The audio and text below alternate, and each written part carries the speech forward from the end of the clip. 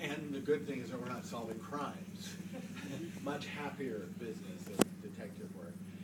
And our job is to, and we work hard at, we train at this and spend time practicing. In fact, we work with each other to put things in perspective for each application, not just in general. I'm often asked, what counts more, the essays or the grades or the tests, or do you have a formula that puts them together? Even in general, we don't. The only thing I can say in general is that we're first looking for students rather than great football players. American version or world version of football. But we consider a variety of things. The other thing, too, is that we have been so persuaded by the actual work of students and the comments of teachers and the thoughtfulness of applications that we're convinced that the student is stronger than the results of a single effort on a Saturday morning with a number 2 pencil. Now, we wouldn't ask for the SATs if we didn't think they were useful bits of evidence. So a student with strong marks and strong reports from a teacher, say in the math or quantitative areas, and high test scores, then everything's fitting together. A student with strong grades and reports from teachers and evidence that the student is a strong student in that area, and with more modest math scores, well, we might wonder as we're pondering this, is the grading easy? Are we missing something? But it's very possible that the student simply isn't that great with standardized tests. By the way, the reverse is true. You might have astronomical test scores, but your grades are rather modest and the reports are rather lukewarm. Well, it may be that you're just not, it's not a crime. You're not as excited about learning as someone else. Or it might be very tough grading.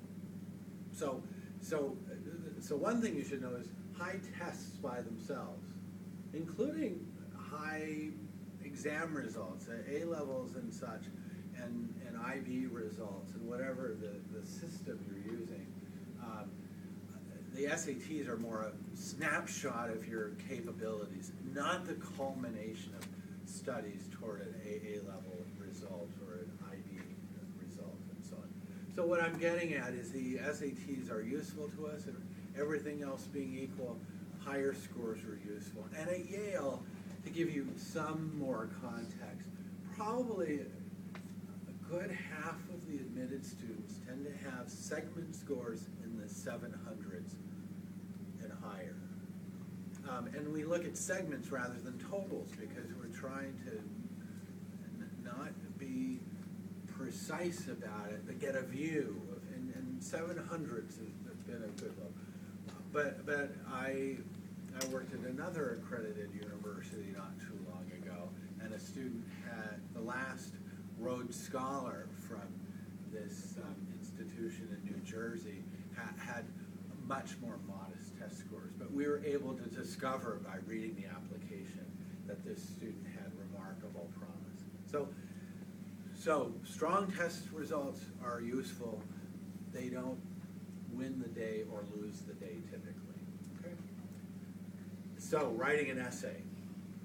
They matter a lot for the reason I said, often they set the table. It's the tone and thoughtfulness or the skillfulness of expressfulness in your part of the application that will set the table for the rest of what we read.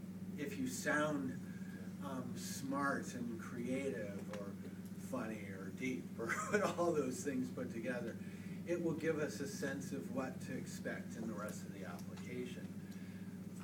Did I mention already that the essays are not by themselves a writing sample, but I suggest you spend time to write them well. And by the way, I don't think you should spend 3 months writing your college essays, because you will write and write and write and revise, and then there's another hazard in having 18 people read your essays. I think a friend and a teacher and maybe a family member to read what you've written or what you've drafted And what you should ask them is this what Yale wants to see?